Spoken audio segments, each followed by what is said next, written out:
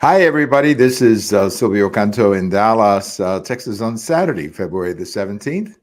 And welcome to our commentary. It was a little chilly when we woke up here in North Texas today. It was like around 30 degrees in the wee hours of the morning, as they like to say. It was very cold and it was windy later in the morning. So it felt a little chilly. It seems like winter wanted to, come back for a day or two. It's going to be like that, I guess, all weekend. Next week it'll be a little bit better. But we always have a couple of winter moments, if you will. In January and February, we already had our winter moment in the middle of January, and we got some ice and a little bit of snow. And I think we're probably going to get another one. We always do. So February is not over yet.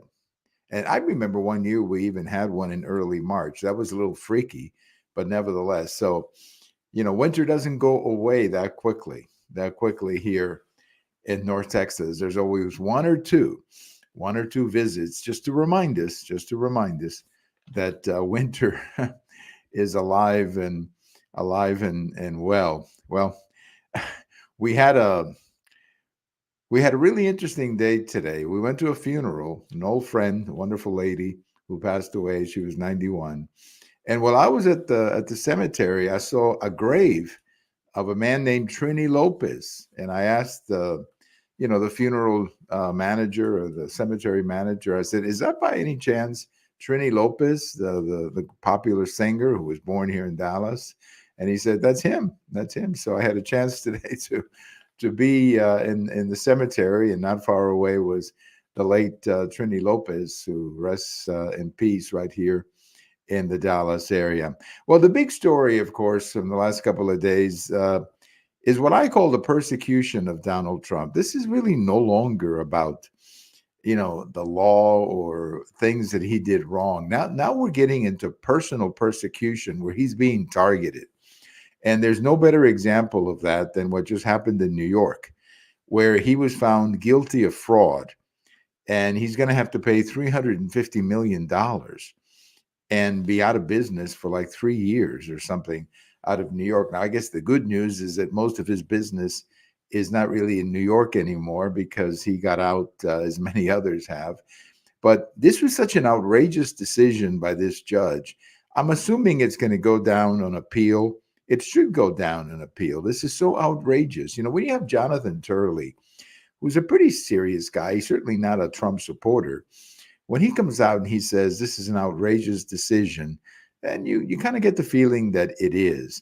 But they're basically accusing the Trump organization of fraud. Well, the problem is there are no victims of this fraud.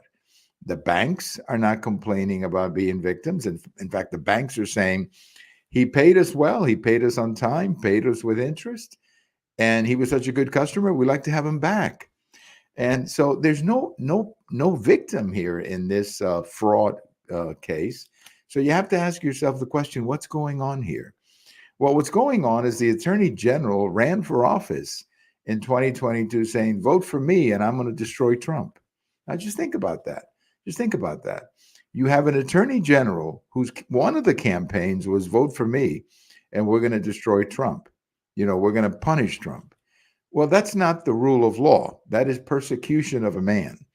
And that should not be allowed. And I keep telling all my Democrat friends, or not all Democrats, but some of the crazy friends who seem to be invested in this Trump derangement syndrome, where they basically want to destroy the country if that's what it takes to destroy Trump. I keep telling them, you can hate Trump all you want, but just make sure you love the country more than you hate Trump, because this is going to come back to haunt some Democrats in the future. Once you get into this world of political vengeance, it goes both ways. It goes both ways, and the country suffers. This is the key. This is really a lot more than arguing about Trump. This is really about the country and the country suffering. When you get into this kind of political vengeance, I kill you, you kill me, and you almost get into a holy war. So I hope that more sensible Democrats come to terms with all of this, because it's really hurting the country. Again, it goes beyond Trump now. It's really about the country. And what we've seen out of New York with this case, it's just outrageous. I mean, absolutely outrageous. $350 million? Where did that number come from? I mean, who picked that number? What is that all about? And again, where's the victim? There's no victim in this fraud case. Normally, when you have a fraud case, there's somebody who suffers some economic disadvantage, I guess, from the fraud. No such thing here. I mean, this is so outrageous that you almost, I'll tell you what's happening. And I think some Democrats are starting to figure this out. The more they attack Trump, the more they persecute Trump, the stronger Trump gets. Look at the polling data. I mean, the Trump comeback began on the day that they sent the FBI into his home. That was the beginning of the comeback. That's when he started to go up in the polls. Again, check it out for yourself. Go to Real Clear Politics, and they've got all these polls going back for however long. And you can begin to see that that's when the Trump comeback began. And right now, he's a couple of points up on President Biden, assuming that's going to be the match. I'm not sure it is, but that's what it is right now. And, and again, this case down in Georgia with this woman, District Attorney Fannie Willis. Look, I have no idea what's going to come out of that. There's a lot of stuff being thrown back and forth, all these people. I think it makes for some very good television. I'll say that. But I'm not sure exactly what all the legal ramifications are going to be. But I do know one thing. She was the district attorney, and the man that she was romantically involved with was the attorney working at her office. That cannot be accepted.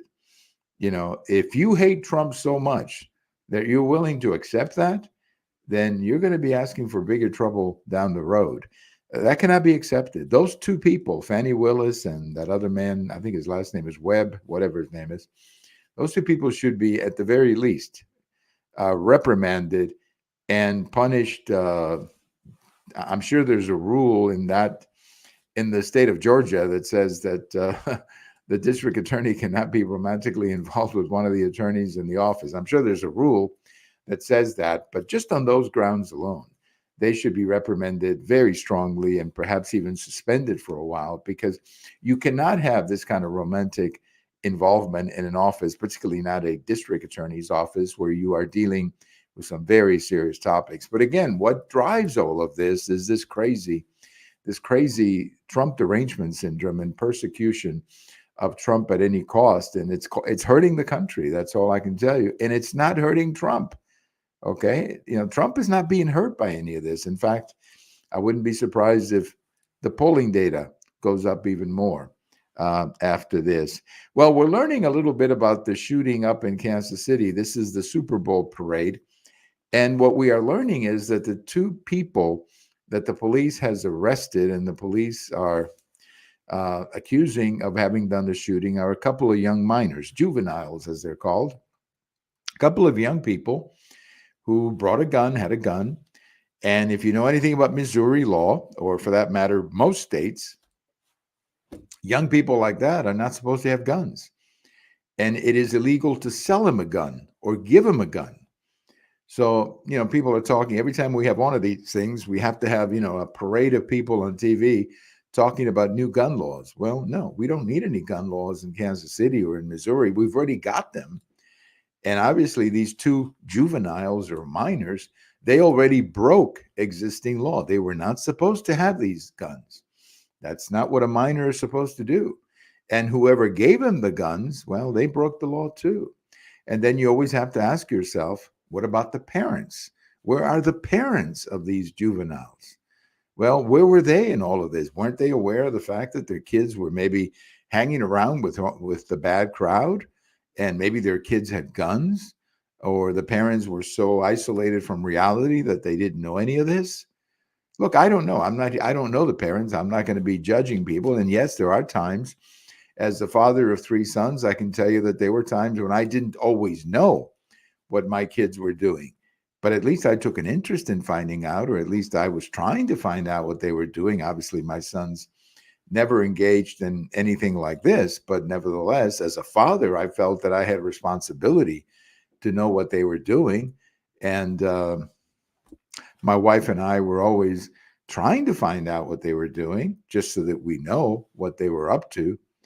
And again, once again, we're not paying attention to parental responsibility, which I think at the end of the day, that is the most important thing we need to be talking about.